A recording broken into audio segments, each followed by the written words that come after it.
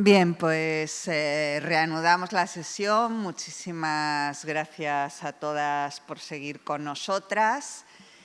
Y ahora voy a presentar a la siguiente ponente, a la que agradezco especialmente que haya hecho el esfuerzo de venir, porque viene desde Viena, desde Austria, y además sé que estaba entre dos viajes y bueno, y era complicado para ella. Yo conocí a Elke Krasny con ocasión de un seminario de doctorado que ella organizó, y lo voy a contar porque me parece que da una idea de las metodologías con las que trabaja Elke, que son muy interesantes, ¿no? Elke tiene estudiantes de doctorado de muchísimos países, ¿no?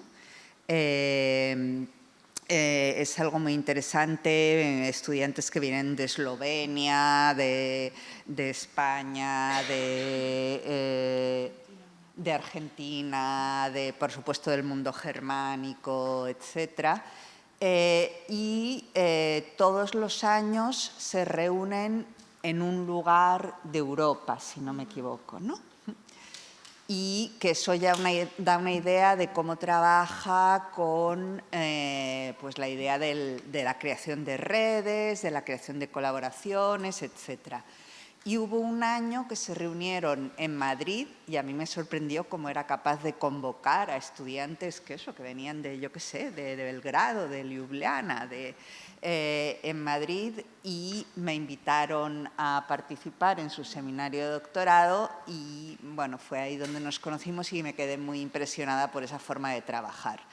Una forma de trabajar que creo que tiene mucho que ver también con lo que es la propia especialización y la investigación de Elke Krasny, que es profesora en la Academia de las Artes en Viena y que ha trabajado mucho sobre las dimensiones del cuidado, ¿no? Lo que en inglés se llama care, y de hecho su conferencia pues va a introducirnos en este concepto, el cuidado social y medioambiental en la creación artística feminista y en las prácticas espaciales. Es una persona, y por eso nos interesaba mucho contar con ella, que ha concedido muchísima importancia a reflexionar sobre las metodologías feministas en la investigación y especialmente en el comisariado. Y yo creo que una aportación muy importante por parte de él que ha sido poner mucho el acento en que el comisariado feminista o la aproximación feminista al comisariado, como la queramos llamar, no solo tiene que ver con introducir unos temas, unas investigaciones, unas preguntas, como veíamos esta mañana, sino también tiene que ver con introducir otras metodologías en la propia práctica comisarial, ¿no?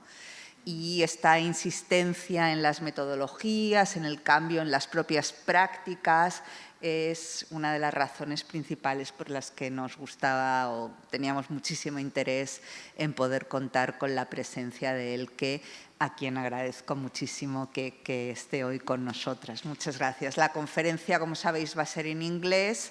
Imagino que habéis tenido, quien lo quiera, la oportunidad de coger la traducción simultánea. Thank you very much for being here. Thank you so much for this really generous introduction and also Muchas gracias por esta introducción tan generosa y la manera en que nos encontramos y nos conocimos en ese seminario, hablando sobre la investigación sobre artistas portugueses, españoles, aclarando cómo a veces las metodologías feministas analizan algo que resulta obvio pero que no se ha hecho con anterioridad. Así que de alguna manera tiene que ver con este aprendizaje continuo, reaprendizaje continuo de metodología y desafiándonos con el enfoque feminista y cómo nos conectan. Así que les quiero dar las gracias por invitarme a venir aquí y compartir parte de mi actual trabajo y quizás alguna de las complicaciones donde algo como el cuidado, que en mi lengua materna significa preocupación y significa otra cosa en español, así que estamos hablando de una palabra algo resbaladiza, así que cuando vamos de la palabra cuidado, hablamos también incluso de la reproducción social, hacia dónde nos lleva, a qué nos enfrenta, y a lo mejor hay cuestiones que a lo mejor no somos conscientes de que nos haya enfrentado a determinados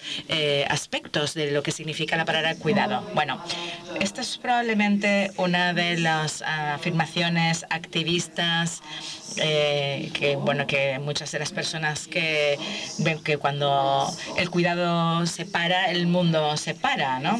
Y esto es lo que las activistas feministas han estado reivindicando, especialmente durante la pandemia, y he tomado prestado una de las... están hablando de una de las cosas que eligió la gente de Feminist Fight Back, que está en el colectivo anticapitalista, y he incluido estos enlaces de forma que si quieren consultar la página web o quieren aprender sobre este movimiento, ya verán que hay enlaces y vínculos en las diapositivas que estaré encantada de compartir con ustedes, por cierto.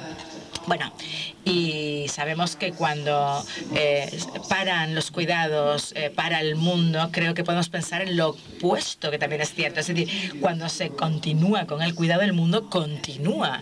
Y muchas veces lo damos tan por hecho que precisamente el darlo por hecho es uno de los grandes problemas a los que nos tenemos que enfrentar como investigadoras feministas o académicos feministas, para ver hasta dónde nos lleva esta continuidad y ver cómo lo podemos entender de una forma más crítica o más profunda.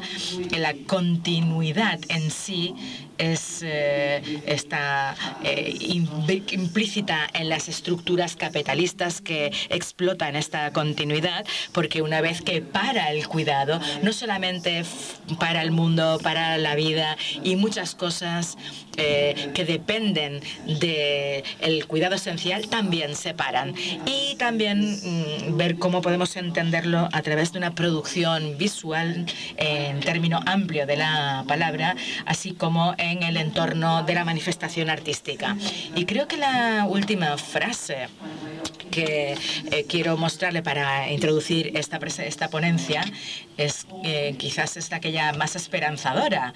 Estuvimos hablando anteriormente sobre la esperanza, la necesidad de esperanza en el mundo de la política y en tiempos ideológicos y económicos en los que nos encontramos todos inmersos.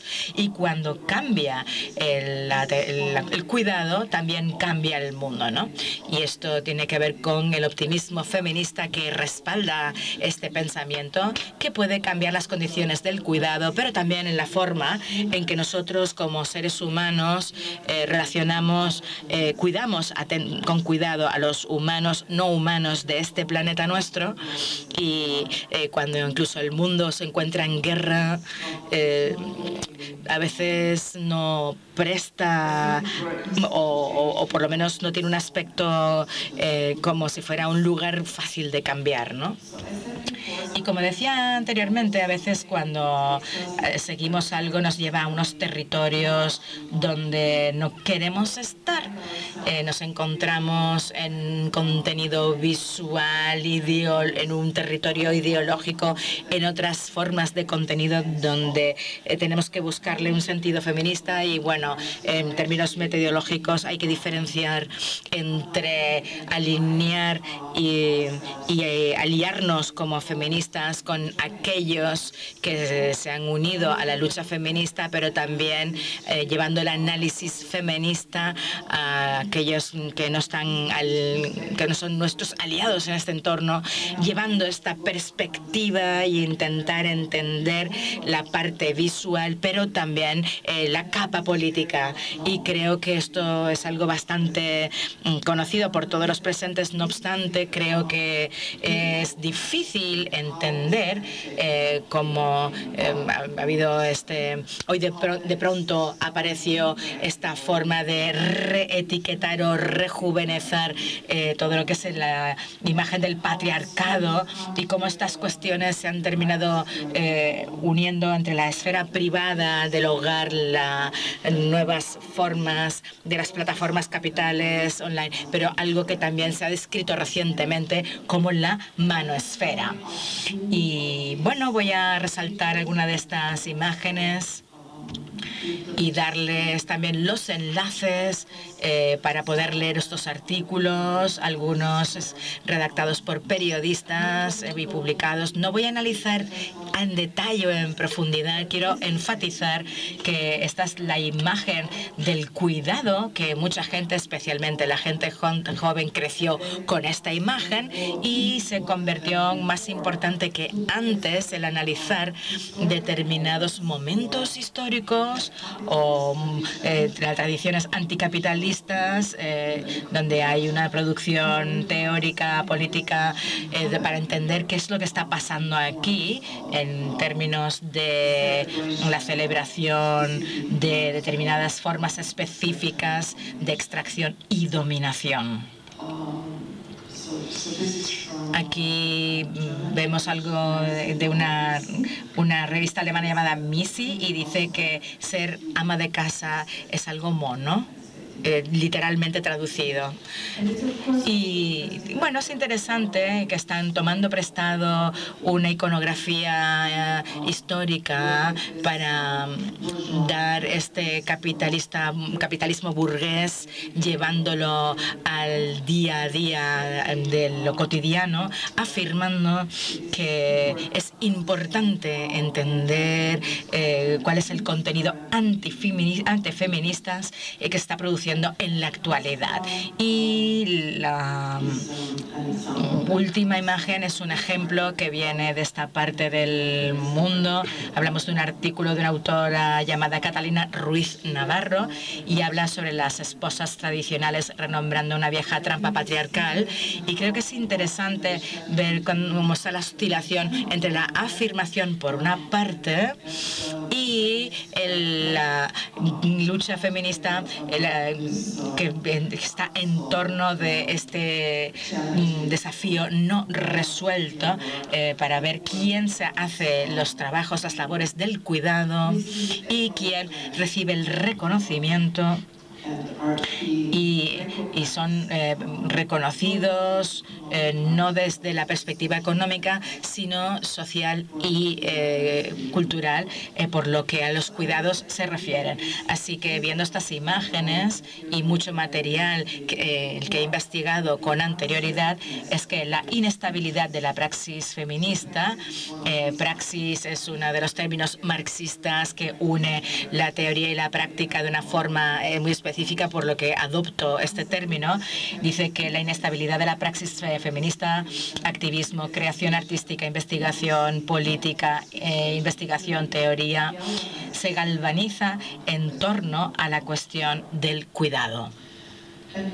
Y antes de que me meta a dar o empiece a dar más ejemplos en cuestiones que han trabajado los artistas en torno a esta temática desde los 70, me gustaría compartir con ustedes lo difícil que resulta cuando afirmamos que trabajamos con los feminismos a fecha de hoy.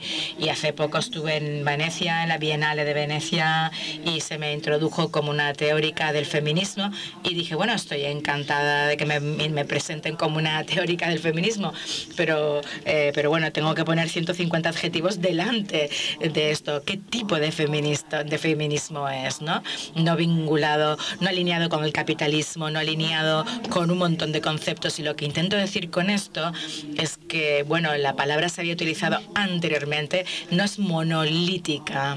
Es decir, no estamos hablando de un feminismo monolítico, y al utilizar el término feminismo sabemos lo que hacemos, pero aquí está el desafío para los académicos, teóricos y quienes practican el feminismo, el definir todos los matices de lo que significa ese feminismo cuando hablamos sobre la metodología feminista y sus enfoques.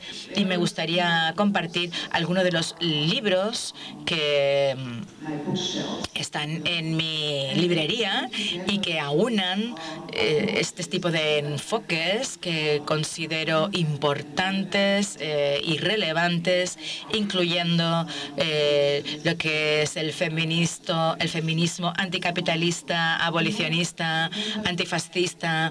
Es decir, no tenemos tiempo de analizar todos estos libros en detalle, pero con frecuencia hablamos sobre el feminismo entra en lo que los archivos, y además hablamos sobre, hay uno escrito por Kate Eichhorn, y bueno, estamos hablando, yo tengo una librería de feminismo en casa y me encanta compartir estos títulos con mis estudiantes y, por supuesto, con otras personas.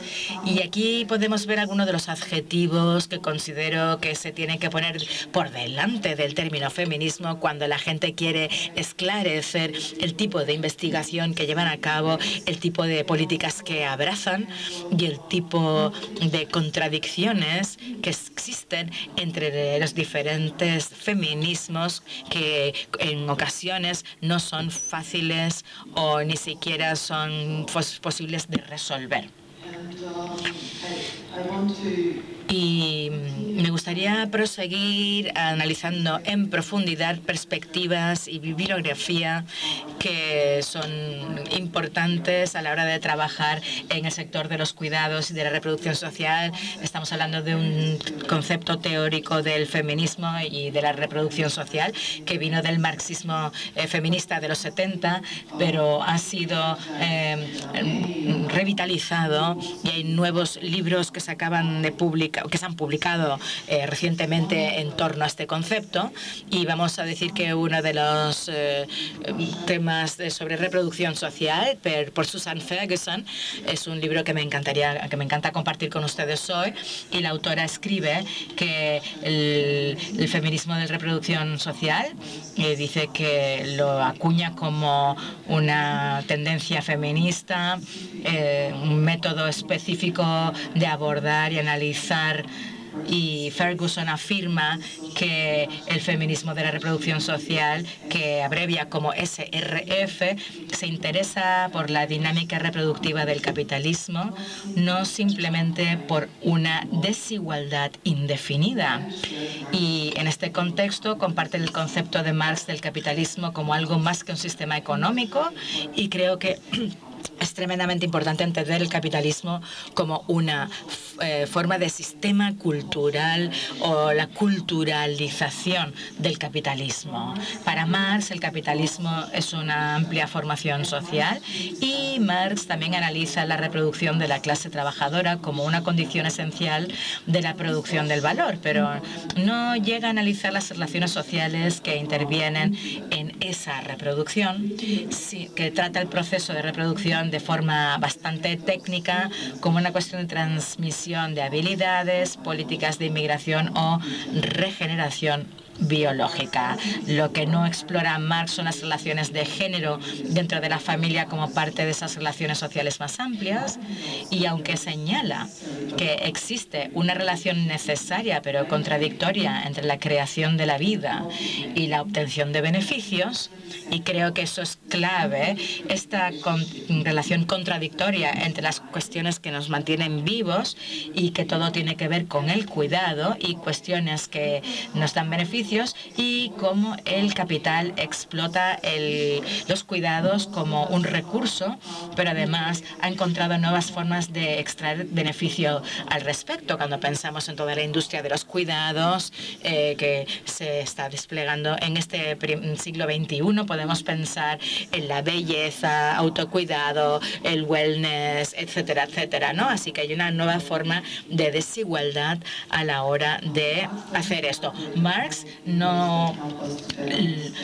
nos ayuda a entender mejor lo que es la opresión económica. Aún así, su insistencia en la relación integral entre la producción y la reproducción de un sistema capitalista más amplio en su unidad sistémica abre el terreno en el que se mueve este feminismo de reproducción social, que toma y reformula la teoría marxista, pero de manera coherente con sus premisas. Y Lo que me interesa es cómo utilizar esas teorías reformuladas y luego introducirlo en el análisis de la producción artística. Aquí tenemos algunas publicaciones más recientes, alineadas o cercanas a la limpieza, el trabajo doméstico y todo lo que hay que reproducir de forma social todos los días para mantener vivos los seres humanos, pero también para que tengamos un planeta habitable.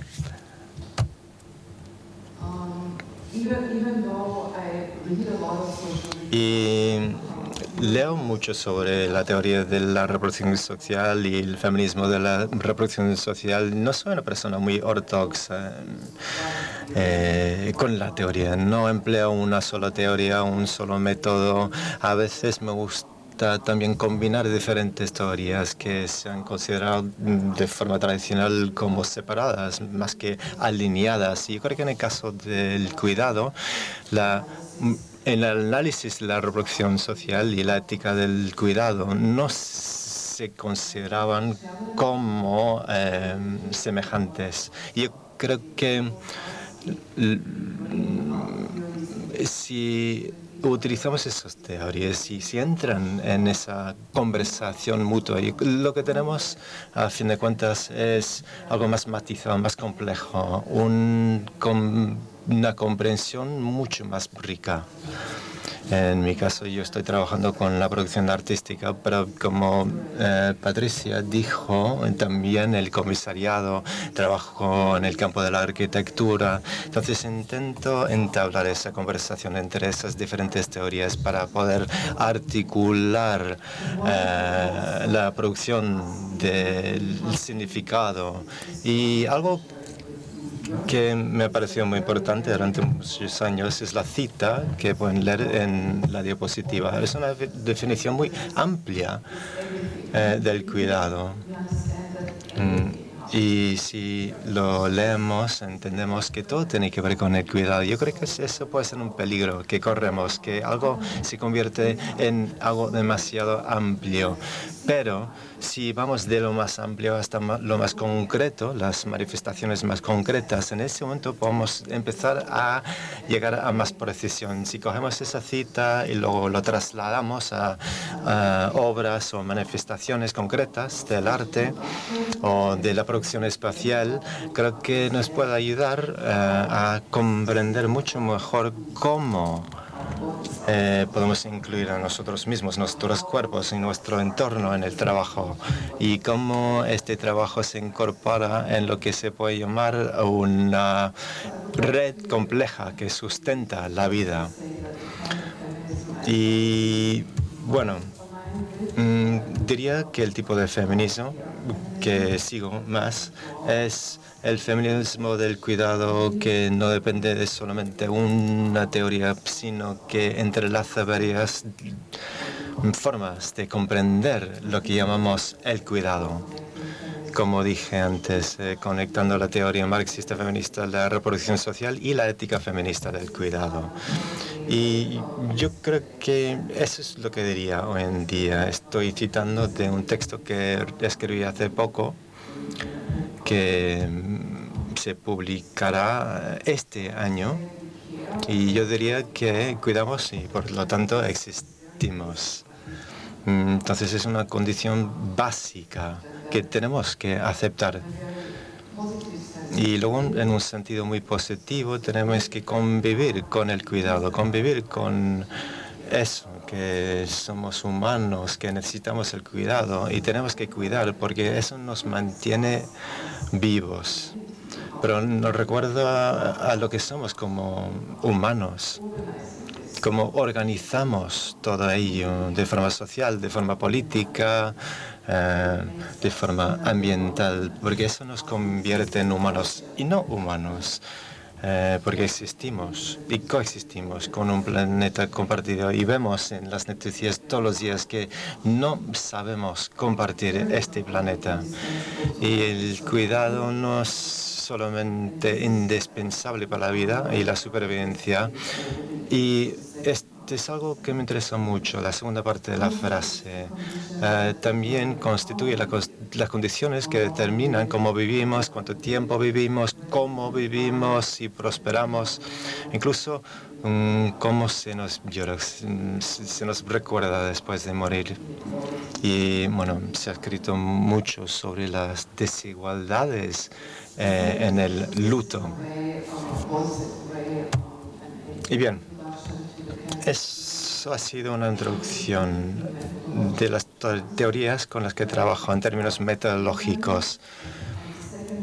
Y luego, la segunda parte, voy a hablar de las obras que tienen que ver con comprender nuestras relaciones con el cuidado a nivel más visual. Yo diría que hay una especie de oscilación que se ve entre cómo tratamos el cuidado y no.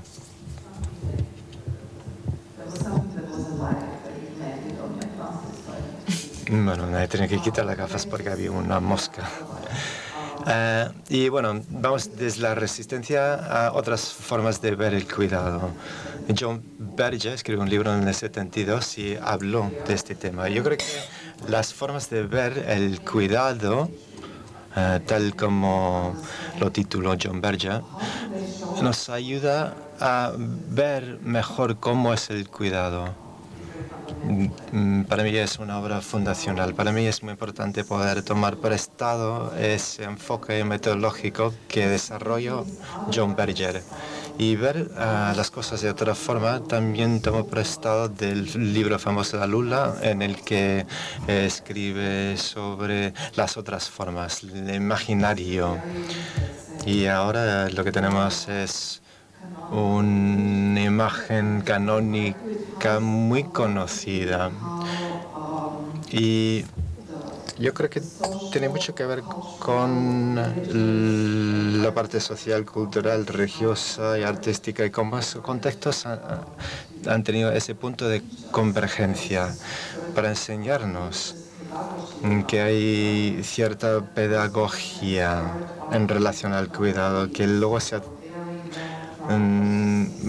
traducido a la forma maternal. Y bueno, esto no es mi campo de estudio o de especialización. No analizo obras de arte del siglo XVII normalmente, pero quería empezar con esta obra porque me parece que este tipo de imagen se han naturalizado. Es nuestra forma de entender el cuidado, con lo cual nosotros nos tenemos que enfrentar con esas imágenes todo el tiempo y tenemos que entender lo que se ha hecho con nuestra comprensión del cuidado.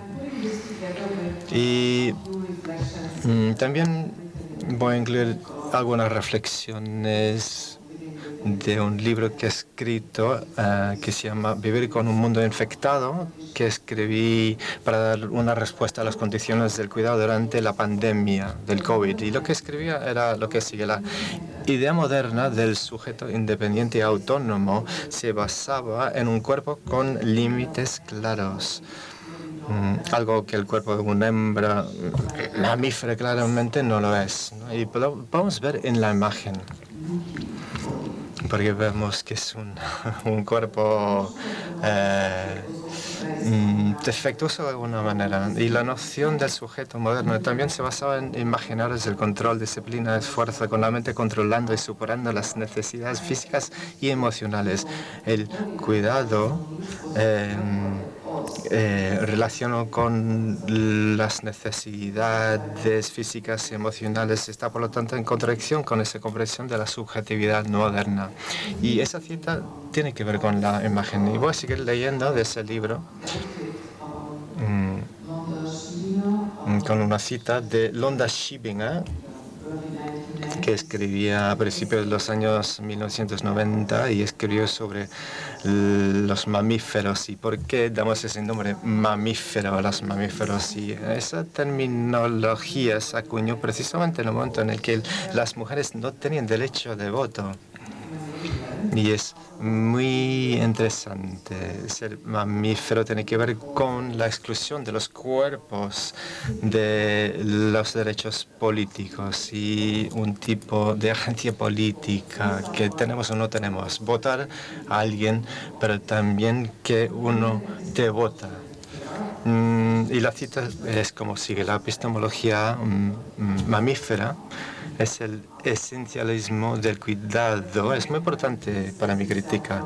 Y eso llevaron al que el hombre tenía que distanciarse de la prestación de cuidados, así como de la dependencia encarnada de sus propias necesidades, que debían satisfacerse de forma discreta y silenciosa. Debido a la función reproductiva y nutritiva de las glándulas mamíferas, las mujeres fueron excluidas del poder público, ya que el pecho materno se convirtió en el signo natural de que las mujeres solo pertenecían al hogar.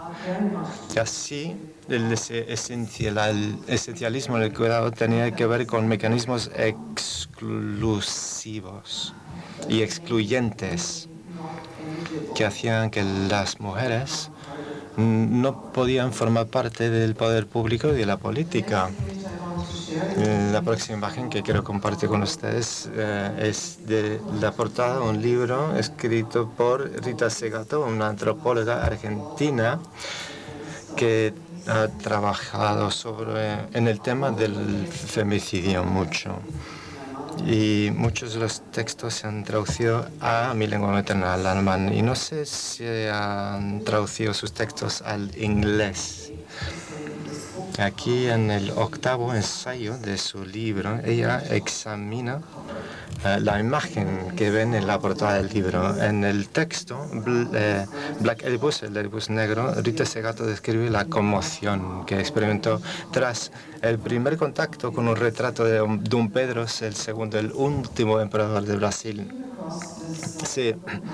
Se topó con este retrato de Jean-Baptiste Debré en el Palacio Real de Petrópolis, cerca del Río de Janeiro, a finales de los años 80. Así que, bueno, tardó mucho en escribir sobre esa imagen a posteriori. Y veo esa imagen y creo que es algo importante. No es necesariamente una metodología, pero tiene que ver con las formas de gestar la escritura para luego escribir sobre algo. La pintura muestra al emperador cuando era un bebé en una escena cotidiana, en los brazos de su niñera negra. Y bueno, es una cita larga, pero voy a citar esa parte: la doble eliminación del espacio relacional, que es lo importante en este texto. Y vemos la negación de una escena pública íntima, en la que aparecen una nodriza, una niñera negras, la separación alegórica de los orígenes africanos de Brasil. Y la cita que estoy citando viene de una publicación de Brigitte Kuster, que pueden encontrar en el Museo Reina Sofía, lo pueden encontrar en línea. Lo que hace aquí es traza la doble eliminación. Es la obra crítica de la antropóloga social brasileña Rafaela de Andrade Diab, y revela cómo las madres negras aún aparecían de cuerpo entero junto a sus bebés blancos en fotos tomadas a lo largo de la década de los 1870. He encontrado esas imágenes digitalizadas que realmente no forman parte de la colección en la Reina Sofía. Sin embargo, con el tiempo, los rostros de las niñeras negras han sido recortadas cada vez más y cualquier rastro de su existencia se ha desvanecido. Así que lo que vemos es una invisibilización de esas mujeres como estrategia. Y esa invisibilización ocurre a nivel de la producción de la fotografía. Yo creo que es otra forma de violencia a nivel visual, y se centra principalmente en las transmisiones maternas, en la multiplicidad de la maternidad y su violencia y la reducción.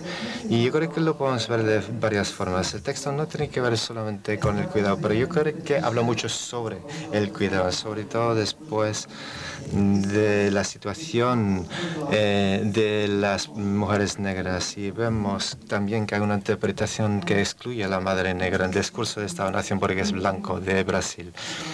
Y creo que también tenemos que hablar de la invisibilización del cuidado, porque es algo que está en el centro del feminismo, porque tenemos que visibilizar el cuidado y también forma parte del diagnóstico central del feminismo, porque tenemos que entender los mecanismos a través de los cuales el cuidado se vuelve invisible. Lo cultural, política, económico y socialmente siempre se sitúan y son históricamente contingentes y dejan huellas que perduran. Y entonces, no solamente que sea invisible, tenemos que entender cómo se han invisibilizado el papel de la mujer. Y hablamos solamente cómo habitamos y resistimos, no solo en las secuelas de estos procesos de invisibilización y suburrados, sino también las formas en curso a través de las cuales continúan desarrollándose. Y bueno, tenemos que hablar también de la forma en la que como feministas hemos empezado a comprender esa invisibilización del trabajo del cuidado.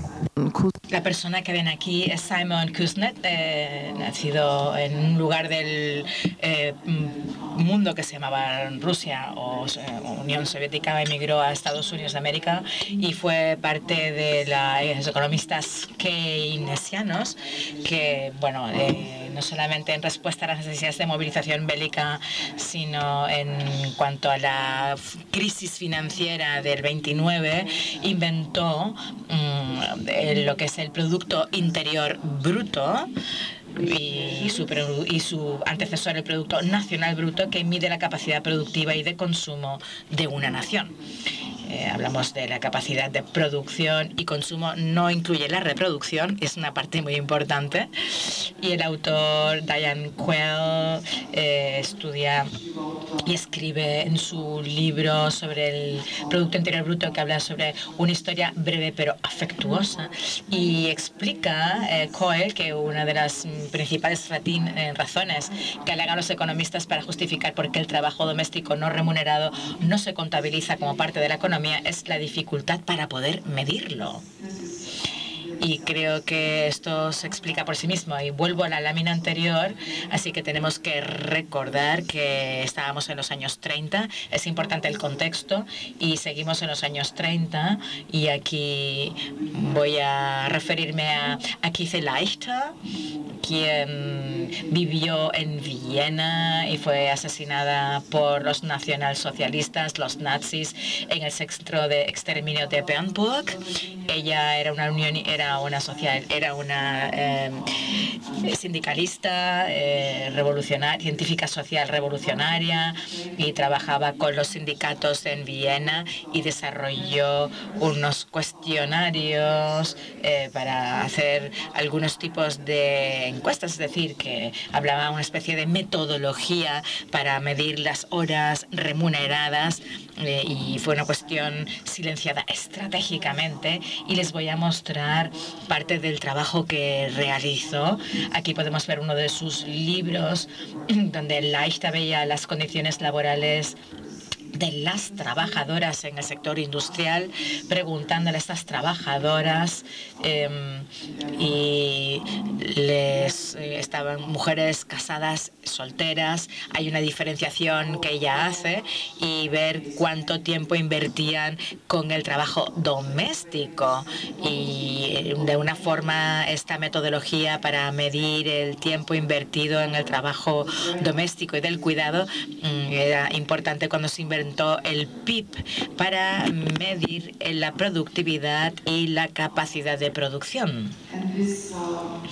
Y digamos que aquí podemos ver cómo se borró de alguna forma el trabajo doméstico como algo que se tenía que reconocer desde la perspectiva cultural, económica también y social, y estaba en el núcleo de muchos movimientos que se organizaban huelgas, y una de las más famosas es aquella de las mujeres islandesas, que quizás han oído porque ha habido documentales al respecto, porque Islandia no es un país muy grande, así que es más fácil quizás organizar que el 90% de las mujeres islandesas se declararan en huelga.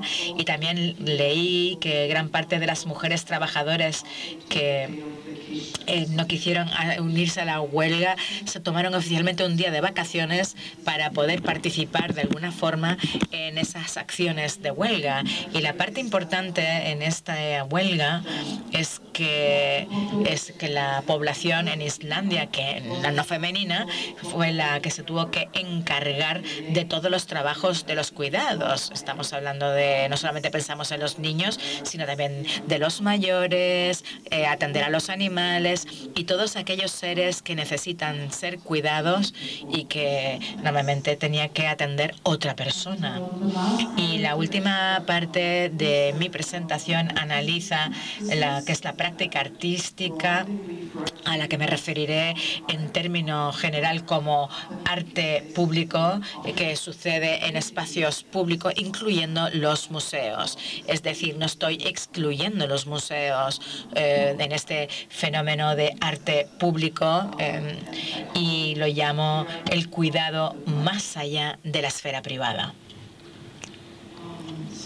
El arte como práctica estética, epistémica y activista no solo hace visible la urgente necesidad de cuidados, sino que interviene activamente y reconfigura las redes de ética, entornos, infraestructuras, trabajo, materiales y recursos a través de los cuales circula o gira los cuidados y se sustenta la vida. Y aquí podemos ver, podemos ver aquí un trabajo icónico, y aquí podemos ver que este manifiesto se escribió en el año 69, y aquí podemos ver que el Hard Workforce se realizó en 1973. Estamos hablando de uno de los trabajos que tiene mucho que ver con hacer un trabajo que se considera trabajo doméstico y visibilizarlo en un museo, pero también el museo tiene que ser limpiado como todos los espacios, y quizás sea importante el subrayar que este tipo de acciones se realizaron en un domingo, y aunque puede que nadie se equivocara diciendo que, bueno, que cómo es posible que esta mujer se podía haber confundido con una limpiadora, aunque no estuviera vestida como tal, pero lo hizo en un domingo en el museo.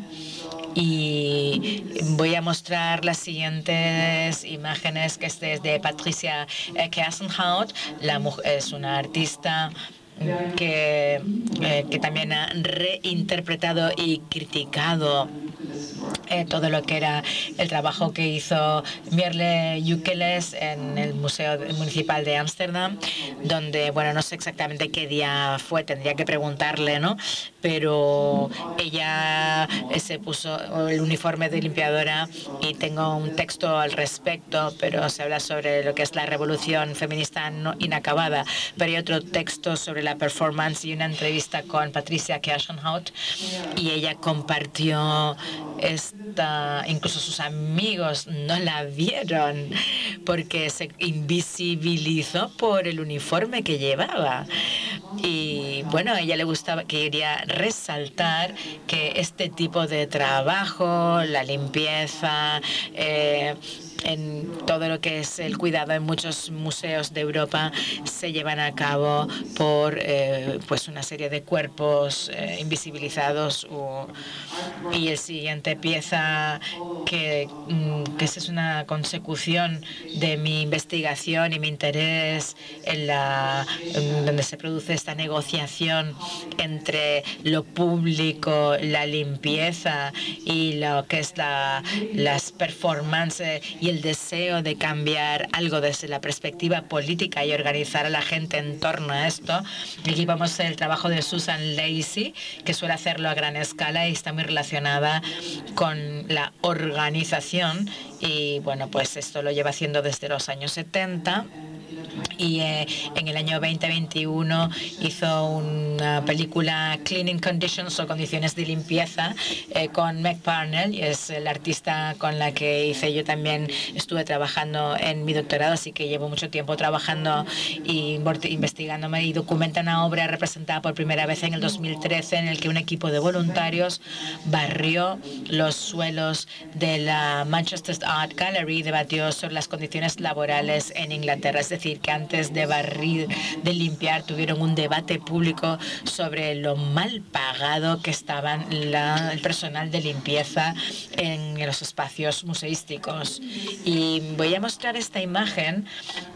Hacemos un colectivo que está en Helsinki, hablamos de arquitectura, y bueno, estuve escuchando una ponencia en Helsinki y llevaron a cabo esta acción, y después estuve hablando con ellos para saber si conocían los trabajos de Lacey, y no habían escuchado del trabajo realizado por ellas. Y de alguna forma lo que intento decir con esto para mí fue muy obvio, que conocían el trabajo que yo entendía como los precursores del trabajo que llevaban a cabo en Helsinki, pero llevaron esta acción de limpieza referida al como si fuera un tema que estás hablando de una actuación en Nueva York, y hablamos lo importante de no estar, o sea, hacen unas predicciones sobre el aumento del nivel del mar en Nueva York, y hay que ver cuáles son las similitudes entre si es una decisión consciente, pero no obstante yo inscribiría esto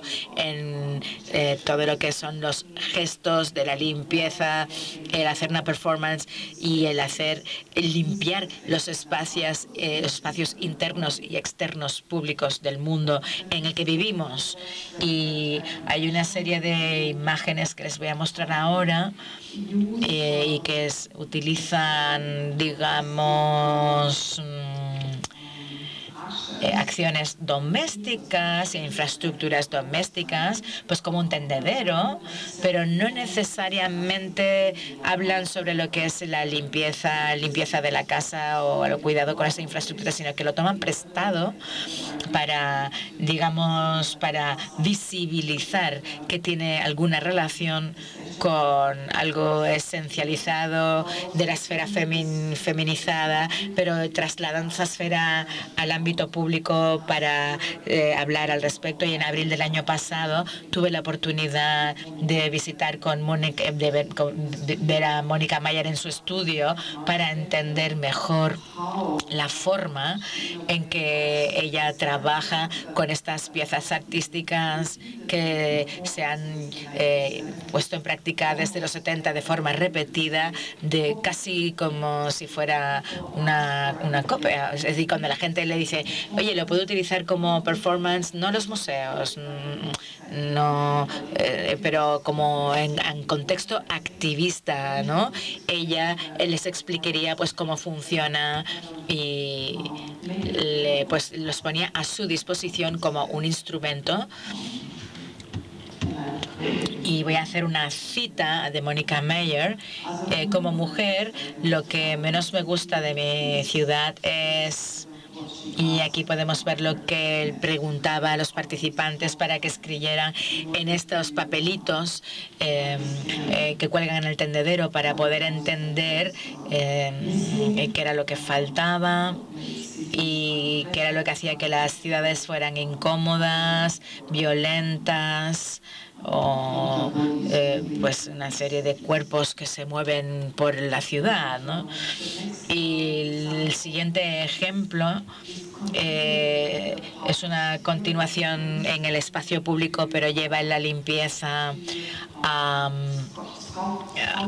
las esculturas grandes, pequeñas, de artistas femeninas que han sido como ignoradas, insuficientemente limpiadas, y esta relación entre algo que está presente en el espacio público pero a lo que no se le presta atención y cómo se le puede visibilizar a través del acto de la limpieza. Martina Moaga, ella es una artista de Liechtenstein y se centra en estas temáticas que tienen que ver con los trabajos y con el legado. Y en estas performance de Glasgow limpió 5 esculturas. Again, we have here some... Y ahora de nuevo tenemos aquí algo que tiene que ver con ese de copyleft.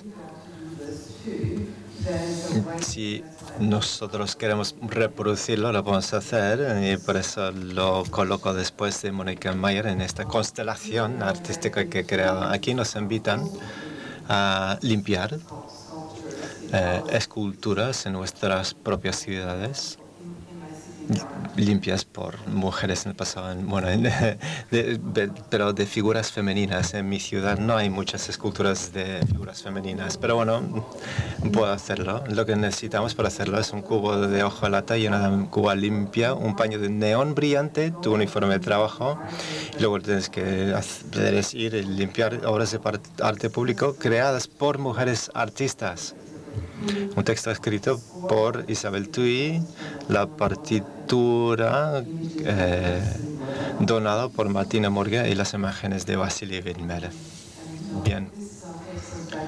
Y luego eso nos lleva de vuelta a Viena, mi ciudad natal. En los años 20 del año pasado había una escasez de vivienda, como en muchas otras ciudades del mundo, con las poblaciones de refugiados, personas desplazadas, la reorganización de los territorios europeos después de la Primera Guerra Mundial. No había mucha vivienda y, bueno, también hubo mucha destrucción de vivienda y se construyó muchas casas, viviendas que eran viviendas, bueno, socialistas, llamadas en ese momento, y siguen existiendo esas casas. Mi hija vive en una de esas casas sociales y tienen lavanderías colectivas. Yves Blau es una historiadora artística que escribió el libro Definitiva sobre la vivienda roja de Viena, y él dice que de forma histórica en los años 20 del siglo pasado, en otras décadas, solamente permitían acceso a las mujeres en esas lavanderías colectivas. El único hombre era un supervisor que aseguraba que se utilizaba bien la maquinaria, así que era un espacio identificado por género. Y era muy interesante. Austria y Viena proporcionan vivienda a muchas personas. Tenemos 35%, no, 43% de la población y vive en esas viviendas sociales.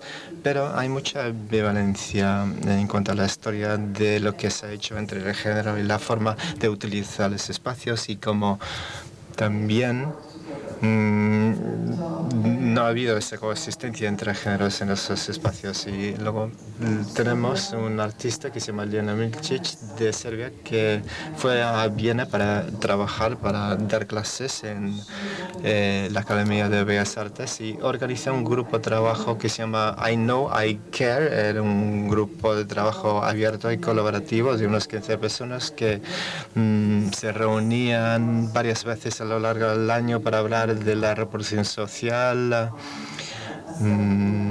Era un grupo auto-organizado de aprendizaje, y ese grupo exhibía dentro de unos espacios, en unas lavanderías. La Viena Roja lo cogían durante 2 o 3 días y organizaban una instalación basada en la investigación colectiva acerca del cuidado. Y luego tenemos invité a Yelena, que era estudiante mío, para que contribuyera al libro de 2020 que se llamaba Radicalización del cuidado, el feminismo y el activismo queer en el comisariado. Y por último, la última obra que quiero compartir con ustedes es de una artista mexicana que se llama Tatiana Bilbao, que hace cosas que parecen mucho la práctica social en el arte. Presentó su obra más reciente en la Bienal de Berlín y habla mucho de la reparación, de la práctica social, la recuperación. Y cogió una frase muy española: la ropa sucia se lava en casa. Ya lo conocemos todos, ¿no? Los trapos sucios, la ropa sucia se lava en casa. Y tenemos un refrán muy parecido en alemán. Esos refranes suelen cruzar fronteras. Y creo que tiene que ver con las cosas que no podemos sacar a colación en sitios públicos. Y lo que tenemos es esa curva desde la epistemología mamífera, la exclusión del espacio público. Y quería concluir con eso, con lo que no podemos llevar al espacio público desde nuestros propios hogares. Y Tatiana Bilbao utilizó ese refrán para tener a participantes de la Ciudad de México, Berlín y Melbourne, Australia, y lo expusieron al final en Melbourne. Invitaron a los participantes a traer telas que ya no lo utilizaban en sus casas, para suscitar un diálogo sobre lo que no se dice, porque son los trapos sucios, la ropa sucia que no se lava fuera de casa. Y bueno, no se obligaba a las personas a hablar de ello, pero era un experimento social, artístico muy interesante. Y realmente lo que intentaban hacer era hablar de conflictos personales, domésticos, cuestiones que normalmente se ven como asuntos privados. Y es evidente que no son asuntos privados. Y no son asuntos solamente para discutir dentro del núcleo familiar, son preocupaciones sociales generales.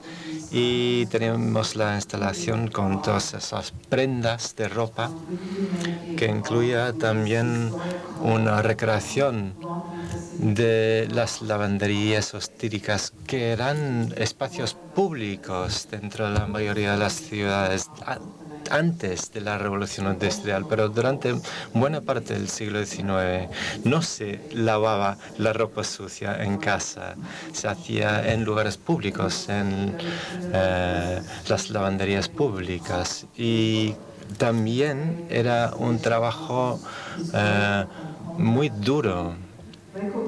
Con lo cual, ahora tenemos un componente histórico. Es un reconocimiento de un trabajo histórico que ahora ya no forma parte de nuestra conciencia histórica y pública.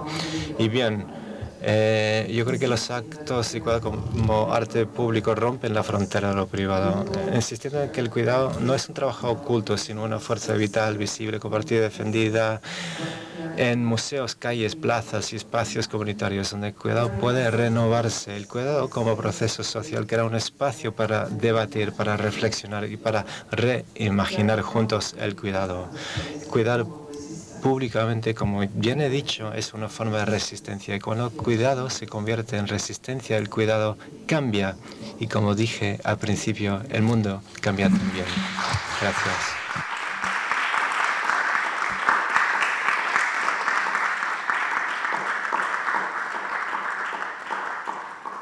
Yeah, I was thinking it was very interesting for me at the beginning. Lo que me pareció muy interesante al principio de la charla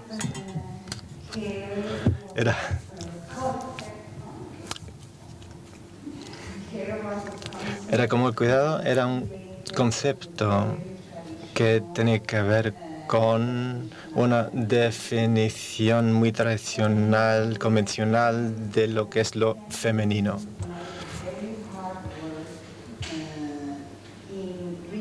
Y luego el feminismo hizo mucho para redefinir el cuidado, para darle más contexto político. Y ahora lo que tenemos es la ultraderecha, que está de vuelta y está reapropiando ese concepto otra vez.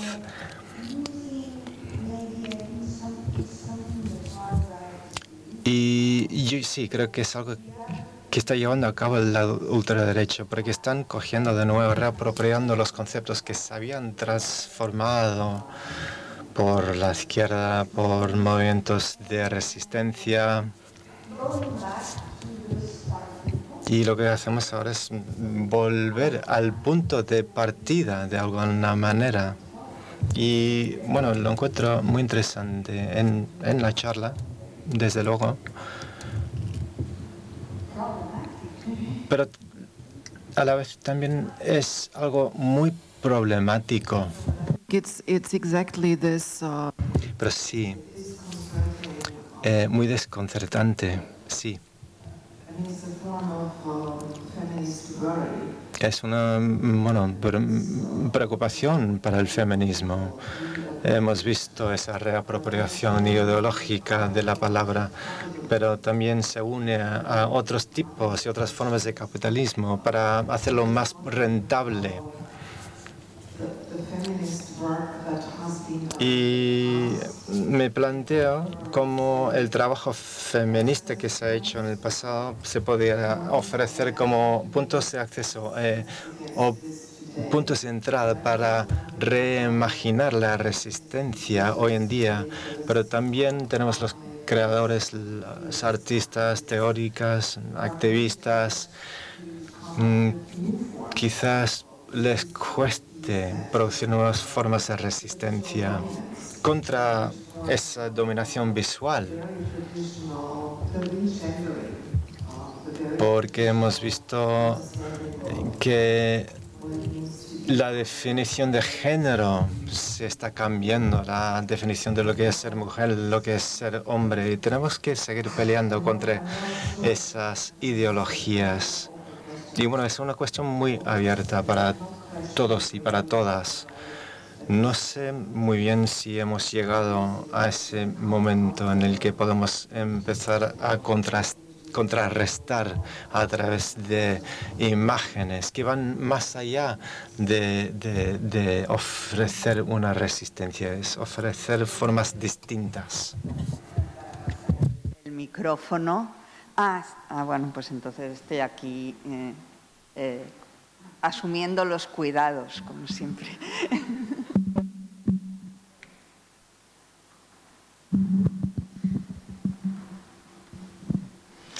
Thank you very much for your talk. Also, muchas gracias. Gracias por la charla.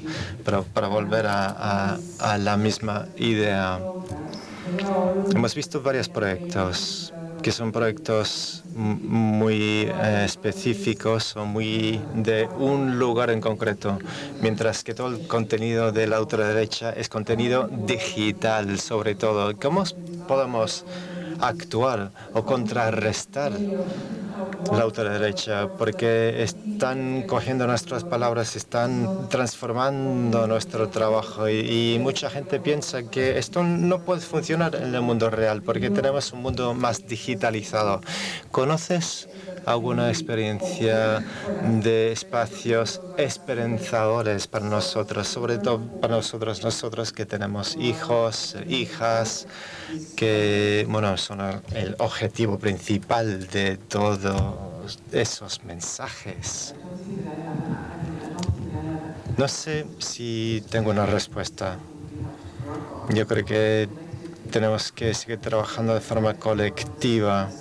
Intento realizar ese trabajo con mis estudiantes de forma crítica porque trabajo en el Departamento de Arte y Educación y tengo estudiantes que luego van a ser profesores y profesoras De esa manera trabajamos sobre el tema de la masculinidad tóxica a nivel visual con los estudiantes y cómo pueden luego transmitir esos mensajes en las escuelas. Y en cuanto a la pedagogía, tengo más confianza. Yo creo que podemos hacerlo, pero en cuanto a la producción visual, toda es multitud de imágenes, bueno, tengo menos esperanza. No sé si vamos a poder contrarrestar todas esas imágenes visuales, pero quizás tú tienes alguna idea de formas de contrarrestar todas esas imágenes visuales. Digo que de una forma muy amplia podríamos decir que instituciones, museos, espacios artísticos y en todos estos espacios como los que mostraste hay artistas y gente realizando trabajos y observando este trabajo, pero somos digamos un porcentaje muy pequeño, muy pocas personas, miles quizás, pero todo este contenido digital llega a millones de personas, de manera que todo el mundo lo puede ver. Lo único que puedo pensar es que tenemos que invertir más y reflexionar más y ver cómo trabajamos en esos espacios, porque me encantan todos estos trabajos, me encanta ir a estos espacios, ver este tipo de proyectos, pero no todo el mundo puede o quiere hacerlo, este tipo de acciones, y están, pero desde la perspectiva digital y de manera muy pacífica o pasiva, perdón, están recibiendo un montón de contenidos y creo que hay que trabajar más en esta vertiente. No sé cómo trabajar en esta vertiente, pero creo que deberíamos ser más activos en este espacio digital también, ¿no? Y es real, estamos hablando de una realidad, pero a otro nivel, ¿no? Pero para mucha gente probablemente es la realidad principal, podríamos decir. Esta mañana estábamos hablando en la universidad sobre una artista llamada Aurelia Muñoz, quien trabaja con textiles, y nuestros colegas hablaban de ella y sobre la forma en que una de las principales innovaciones en su trabajo no solo era el trabajar con textiles y con técnicas femeninas tradicionales, sino introducir en su práctica algunos conceptos que proceden del entorno o de la esfera doméstica y de los cuidados, como por ejemplo, por ejemplo, el colaborar con los niños, con los hijos o con las mujeres que viven en casa, el repensar la esfera doméstica como un espacio de creación. Así que ella no solamente, es decir, no trabajaba o abordaba directamente el cuidado como las artistas que nos has mostrado, sino que estaba introduciendo otro tipo de conceptos, de categorías, de formas de estar que vienen del espacio del cuidado.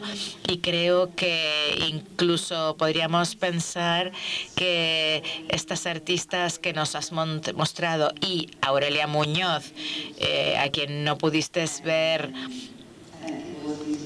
porque fue una charla esta mañana, y no están tan alejadas en este sentido. Bueno, ya que la pregunta también tenía dirección, bueno, hablo en español, no me siento así ya a estas alturas de la tarde como para hablar en inglés, lo siento, no es tan bueno. Y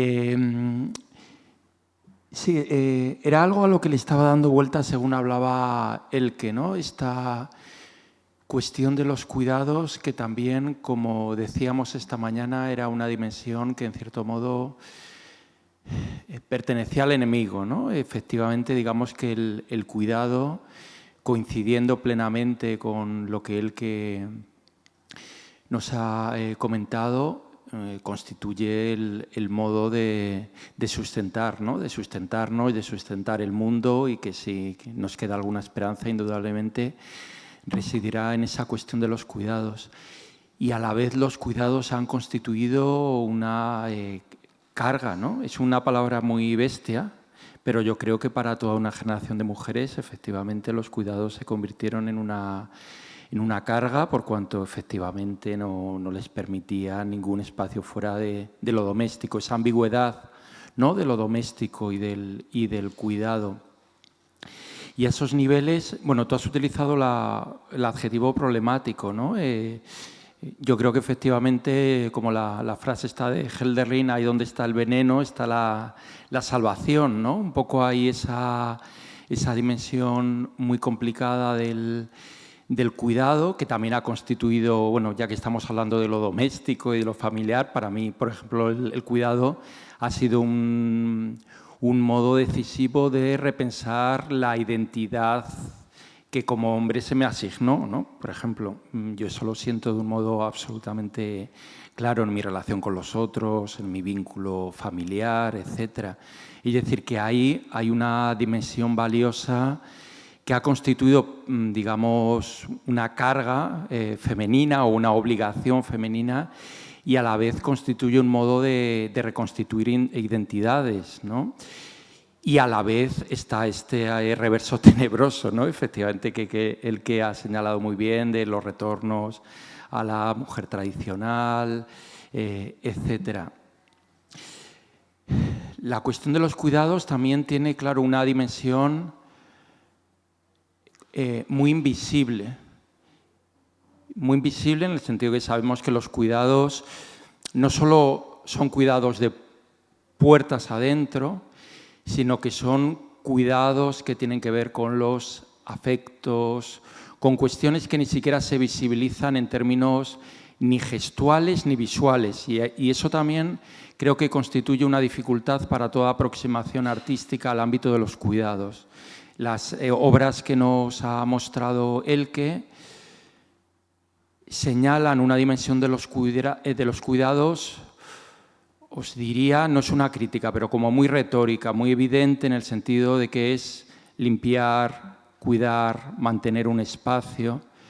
Y a esos niveles es un reto interesante, ¿no? Cómo pensar en incorporar esos cuidados en la práctica artística, por cuanto escapan a esto que comentábamos esta mañana, ¿no? Que es la dimensión eminentemente visual que asociamos a las artes, ¿no? Artes visuales, casi nos sale el adjetivo de manera directa. Y a esos niveles, bueno, como comentábamos esta mañana, ¿no? Nosotros lanzábamos ese término de áptico en términos de sensorialidad, ¿no? De una sensorialidad que implica también algo tan ligado al cuidado como es la caricia, como es el contacto corporal basado en el afecto, ¿no? No necesariamente en dimensiones eróticas o sexuales, sino simplemente en la cuestión del afecto, ¿no? En su sentido más pleno. Y nada, veo que estoy pensando en alto, pero bueno, de repente eran cuestiones que han emergido también a partir del comentario de la charla de Elke, de tu comentario, de lo que hemos podido pensar Joana y yo a partir de esta cierta ambigüedad, ¿no? De cómo repensar lo doméstico no como cárcel, sino como un espacio también de salvación, de repensarlo, ¿no? Desde un 2025, y cómo esas, ya os digo, ¿no? Cargas, vuelvo, si queréis, esto es como muy familiar, pero vuelvo a cómo, por ejemplo, para mi madre, los cuidados constituyen una carga, como para toda la generación de nuestras madres y para ti también, ¿no? Sí. Sí, sí, y no quiero, y sí, para las generaciones efectivamente, ¿no? Y como a la vez, ya os digo, ¿no? En mi caso, esa cuestión de los cuidados compartidos y asumirlos en primera persona constituyó un dispositivo muy potente para reconfigurar aquello en lo que nunca, por otro lado, me sentí cómodo, ¿no? Que era, digamos, los valores, los modos de estar en el mundo, etcétera, que se me imponían como varón, ¿no? Entre comillas. Bueno.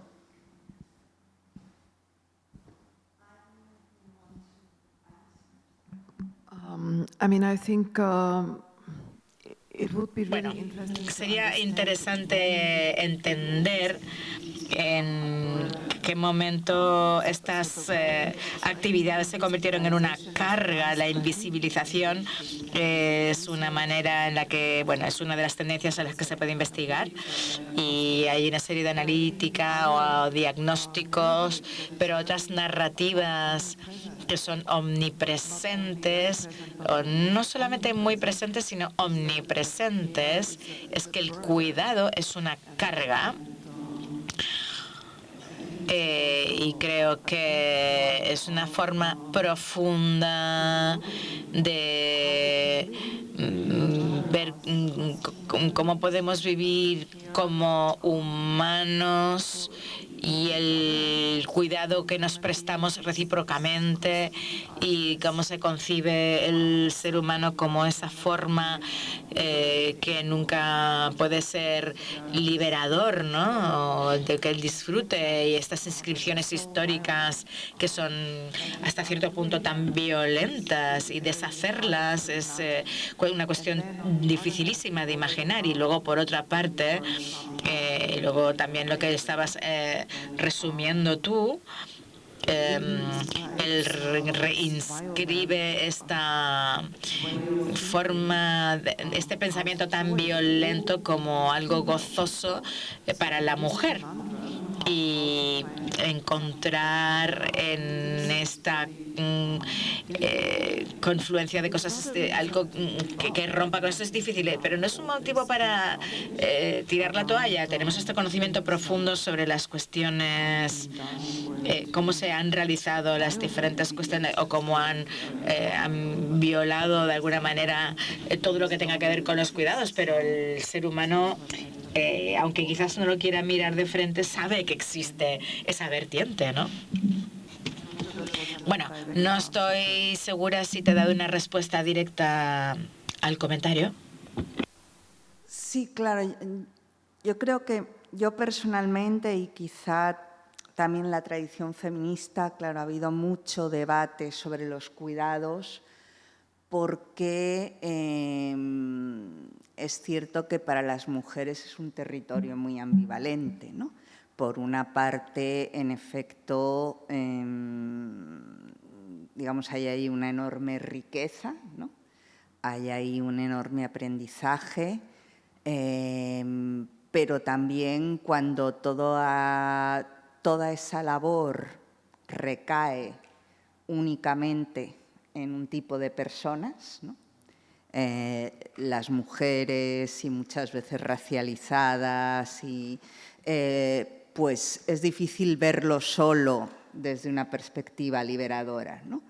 Y esa ambivalencia yo creo que la tienen muchas mujeres, y también la han tenido muchas teóricas feministas, ¿no? Teóricas que han reclamado de forma muy vehemente ese espacio de los cuidados como un espacio emancipador y liberador, pero feministas también a veces que han planteado, ¿no?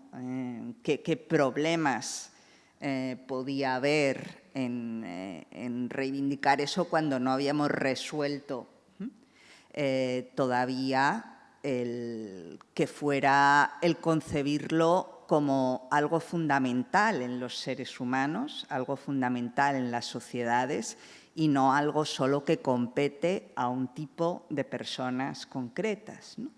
Entonces, para mí esa ambivalencia sigue estando ahí, ¿no? Pero quizá es algo sobre lo que obviamente tú has reflexionado muchísimo más, Elke.